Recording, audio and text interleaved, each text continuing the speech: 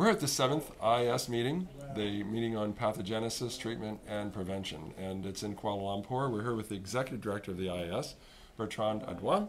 And we very much appreciate you taking 5 minutes with us to at least give us some sense of the dynamics of the conference and maybe the IAS too. So tell us a little bit about the IAS itself, the conference itself that's happening right now.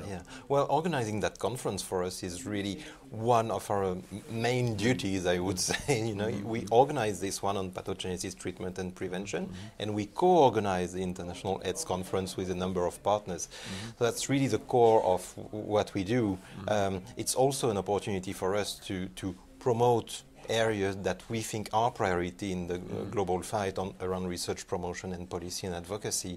Like we had a strong focus in this conference on pediatric research, as you've seen, and that's very important for us. Or cure research is another example of that. Really what we've tried to do with this conference is keep a very strong scientific program, both on clinical research and on basic science, but really also opening it up to implementation science and social and political science, and making sure that when we discuss hard science and when we discuss scientific findings, we also discuss about what sense they will make to people running programs on the ground and to HIV positive people who need this science, or HIV negative people who will need this science to avoid getting infected as well. So the other piece of it is the conferences that are going to be happening in the future. Yeah. And maybe before we even say that, how do you decide where the conference is going to be held? Is it political, or is it a mixture of that plus the fact that you want to be in the right place at the right time of the stage of disease for the country that you're going to? Tell us about that. Well, it's a bit of a mixture, really. Like for this conference, for the pathogenesis conference, we actually receive interest from cities who would be interested in hosting the conference. Put a bid in, so to speak. Exactly. And then we evaluate a number of criteria, and we choose from that. And part of the criteria is actually whether we've been to that part of the world before or not, and that's the first time we have that conference in Asia, for example, so that was important for us to come to that part of the world. And then not the state of the science locally, but the connection between HIV science and what's being done more globally on HIV in the country is also an important criteria. So for example, for Kuala Lumpur, the fact that drug issues have been really tackled by the government for a number of years now, and that they're quite far ahead in terms of addressing issues both of stigma and discrimination and of access to harm reduction programs, clean needles and all that for injecting drug users was important for us. This is a good first-hand experience for people that will come to the conference. I think so. I hope so. We organize engagement tours. I haven't been myself, but I've been to the places that people visited this week a few months ago. And we try and have opportunities for local people to meet with international experts and for international delegates to actually go and see what's happening in the city and the country where we have the conference. And it seems like that's what's going to happen in Vancouver next year. Well, we hope so. In 2 years, yeah, we hope so. Yeah. 2015. Vancouver has got the same kind of experience on a number of issues, on IDUs, on commercial sex workers. They're quite even more far ahead than the rest of the country, actually. So I think we have one man to really largely thank for that. Julio Montana has worked as an advocate. And implementation, of course, is his byword. Exactly. Yeah. And he will be the co-chair of the meeting in Vancouver in two years' time. And he's an ex-IAS president, and we still work very closely with him on implementation of treatment as prevention, which is one of the important areas for us. Yeah. Now, that will be the first time that we'll be revisiting a city. Is that true? Yeah, exactly. Yeah, I think so. Exactly. So that was maybe a harder sell, but but you have a lot of strength coming from our friend Julio Montana. We do, and I think that the situation is quite different from what it was last time we went to Vancouver. So that's also interesting to go back to a city. Well, it's interesting because that was the time when we had that moment. Exactly. That was that moment that turned the corner. Exactly. In fact, we maybe thought we turned a lot more of a corner than we did at the moment. But it made that improvement. That was my first conference, Vancouver, in '96. I think that was my first. Well, see, we were both kids then. Right? Yeah, we are. We're still kids. Yeah, we.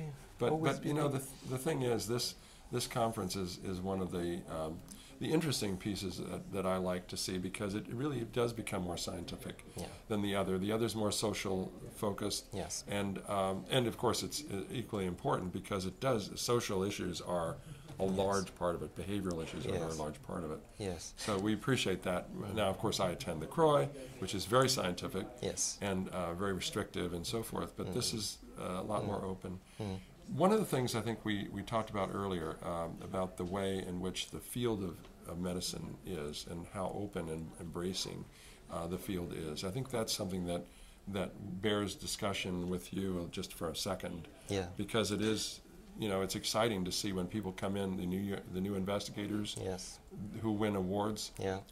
They come in and they say, "This is a really amazing field." Yeah. And that's what gives me the excitement about to move on to the next full year before I come back to rejuvenate again in this meeting. Yeah, I think it's always been that way on HIV, really. But we're lucky to have, as you say, an open field where people feel welcomed. And if you heard the co-chairs for that meeting, Adiba and Françoise, they both said we need a new generation of scientists, we need new and young investigators, we need to open up even more to other fields, to oncology, cancer research, to genetics research. And that's what we're trying to do, really, and make sure that everyone feels welcome, and at the same time that people can build fruitful collaborations for their own research. And even on the science, I'm not a scientist myself, but going to quite a number of scientific meetings, I know that HIV scientists need knowledge from scientists in other fields, so we need to bring more of them. Cross-pollination. Yeah, exactly. It's a key where I think it's happening all over. One of the things I am seeing is there's a lot more collaboration. I think every time we go to a meeting, a pre-meeting, or whatever they're talking about, collaboration, and I, of course, bring that up just if I can, if it need be, but usually it's already happening. It's already happening. Yeah. And if it's not, I'm quite sure it will. Because if you look at the main scientific challenges that we have around cure, around implementation of TASP, around PrEP, we need collaborations. We need more collaborations between different HIV labs in different parts of the world, but also, as you say, between HIV labs and labs in other areas. And the companies. The companies were very, very proprietary in the old days. I think now they're even combining and filling that, especially now around the cure, which is really a great thing to see. Yeah, well, I think that cure for companies, they can see that it will be their next long-term challenge, really, and that they need to get it right, really. Yes. So it's great to see. Yeah, it's great to see that they want to be involved from scratch, because we're still at the basic science level, and we have a number of individual cases that are proof of concept, if you want, but it's still the early days of cure research, so it's actually good news to see companies coming in and being interested in that field. One more thing before we go. The next meeting is in Melbourne, Australia. And can you just give me a little, kind of a little talk about that just for a second? I would say three things on that. First thing is that we have that meeting in Kuala Lumpur now. There will be a regional conference in Bangkok in November, and then we're going to Melbourne, which is not so far from here. So we want that meeting in Melbourne to have a strong regional flavor. And again, it will be a broader meeting that will go much far beyond the science. And so we want really to discuss Asia and the Pacific Islands issues as part of that meeting in Melbourne. But it's a global meeting, and it will be the last International AIDS conference before we go to the next Millennium Development Goals. And we have big political issues there, where we know at the moment that HIV will not be a Millennium Development Goal anymore in post-2015. So Melbourne should really help build that momentum and making sure that political leaders understand the use of keeping a strong focus on HIV. And I forgot my third point, but that's me. Well, that's why we have to go to Melbourne. Exactly. We're going to get the third point in Melbourne. Exactly. All right. Well, Teasing. thank you so much for being here. Thanks a lot. All right. Thank you.